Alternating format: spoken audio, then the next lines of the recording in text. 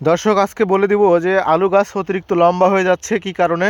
আর এই লম্বা হয়ে গেলে আপনার করণীয় কি, ড্রেনে যদি পড়ে যায়, হ্যাঁ লম্বা হয়ে যাচ্ছে, এটা নিয়ে কী করতে হবে আপনাকে। দেখেন যে এই যে গাছটা কিন্তু পড়ে গেছে বাতাসে অতিরিক্ত লম্বা হয়ে যাওয়ার কারণে, এভাবে ড্রেনে পড়ে যাবে। তো এটা একটা সমস্যা হয়ে যাবে একটা সময়, কিন্তু এজন্য আপনার এখন করণীয় কী করতে হবে, কী করলে ভালো হবে আপনার। আসসালামু আলাইকুম সুপ্রিয় দর্শক, আশা করি সবাই ভালো আছেন। যে যেখান থেকে আমাদের এই ভিডিওটি দেখছেন সবাইকে অসংখ্য ধন্যবাদ। কৃষকের রাস্তায় কৃষি পেজে আমি সালাউদ্দিন আপনাদের সঙ্গে আছি। আমাদেরকে বলে দেবো যে লম্বা গাছ ফেললে কী করণীয়।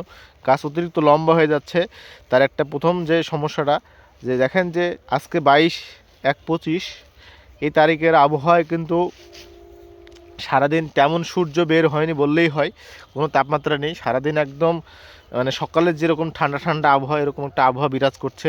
এই আবহাওয়া বিরাজ করার জন্যেই কিন্তু দেখা যাচ্ছে যে গাছের জন্য এটা খুব ভালো। কিন্তু আবার এই আবহাওয়াটা যদি কেটে যায়, হঠাৎ করে যদি আবার ওদের তাপমাত্রা বেড়ে যায়, তখন কিন্তু আপনার জন্য ক্ষতিকর হবে। আর ঠান্ডা আবহাওয়া থাকার কারণে আলুর জমিতে আলুর গাছ বেশি লম্বা হয়ে যাচ্ছে।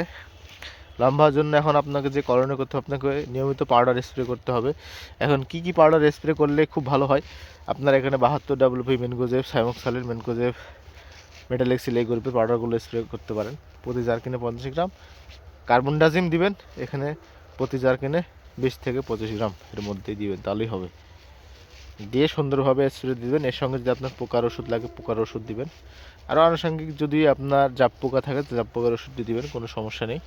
এই সুন্দরভাবে আপনি স্প্রে দিয়ে দিবেন, আপনার জমিও ভালো থাকবে, আপনার ফসলও ভালো হবে, কোনো সমস্যা নেই।